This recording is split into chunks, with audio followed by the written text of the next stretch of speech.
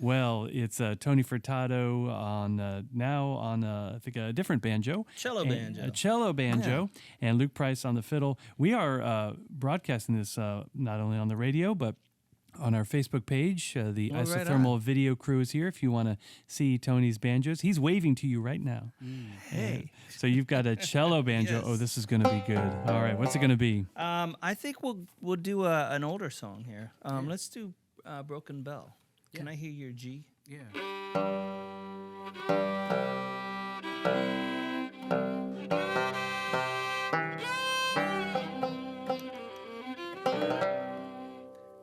This is the title track from my album called The Bell. It's called Broken Bell.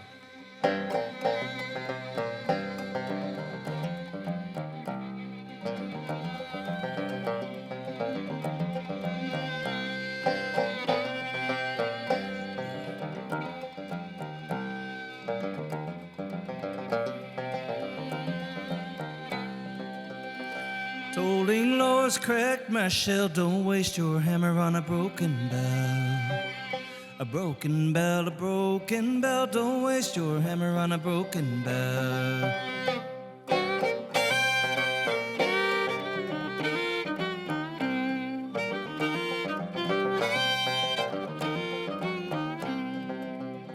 Shadows rise when they hear the call. Shine the light and you watch them fall. Watch them fall with the coming day. Shine the light and they fade away. Well, I let you in, see inside. You will never change my mind. You will never change my mind.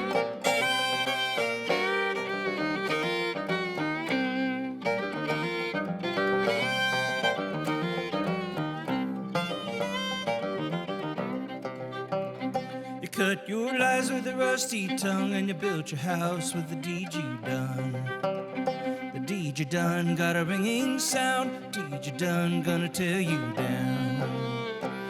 Well, I let you in, see inside. You will never change my mind. You will never change my mind.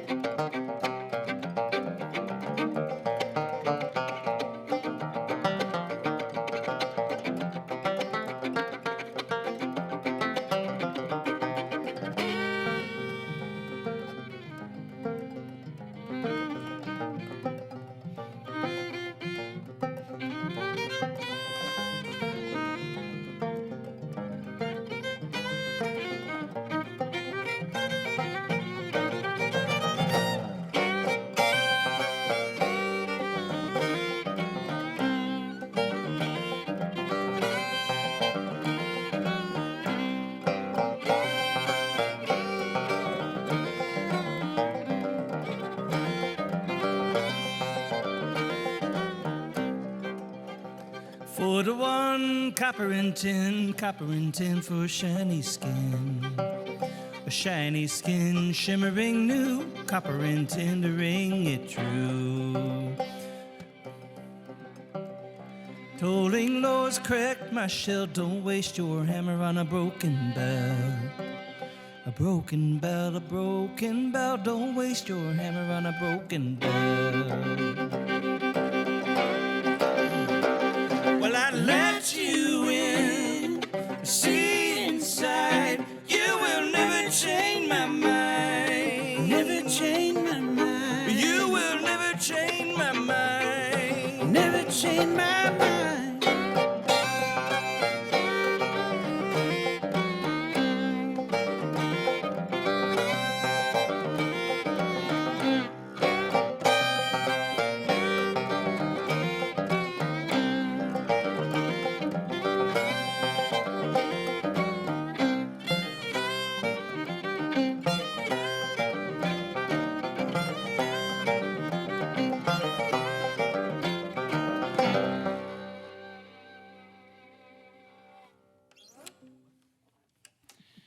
Tony Furtado on WNCW, a tune of his called Broken Bell. Okay, my new favorite instrument, that one there, man, nice, cello banjo. It's a character.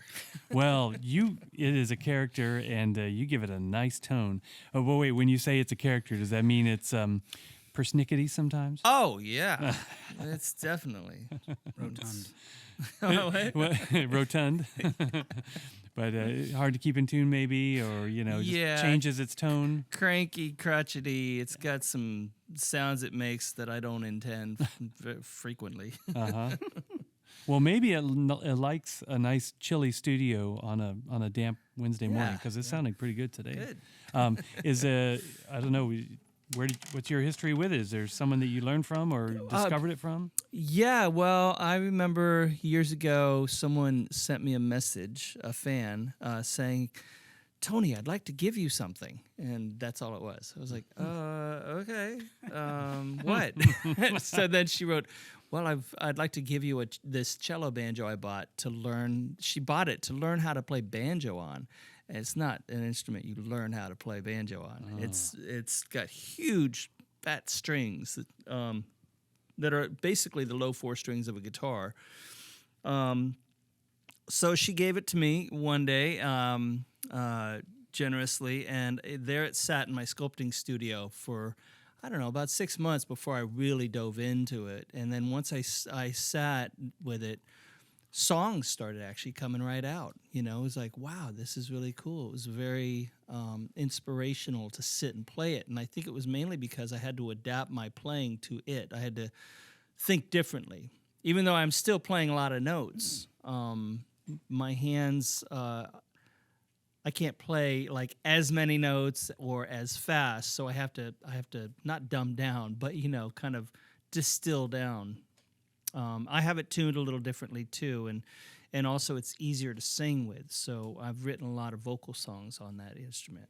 Wow, so you really described well, I think, how much an instrument can change what songs you write or perform. Yeah. I mean, certainly from, like, say, a stringed instrument or a horn instrument, but something slightly more, shall we say, subtle from a traditional banjo.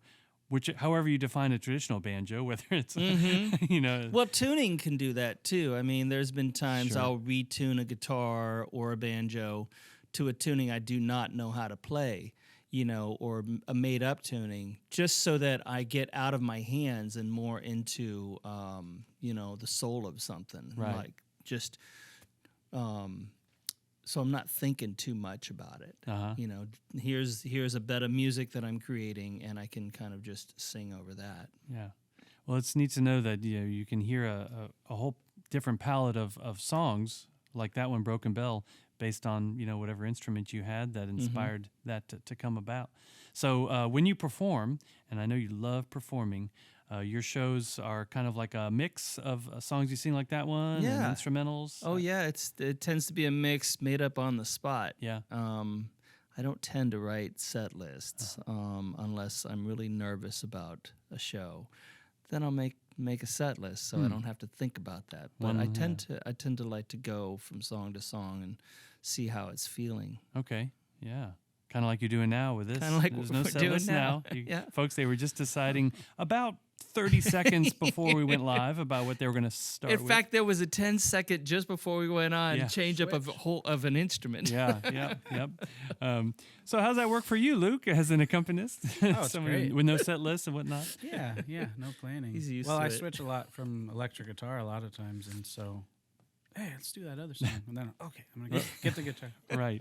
Switch back and forth. Yeah. Actually, we did one show where it was like every other. Oh, my God. That's the way the set list worked out when we actually did plan it out. So. No. Sorry. It's great. Things to think about, whether you're a musician or not, when you're in the audience, you might kind of pay attention to that. How often does someone have to switch instruments or switch keys? It's one thing to just move a capo, but sometimes you have to do a totally different tuning. Sometimes your song order might depend on that, I guess. Yeah. Oh, totally.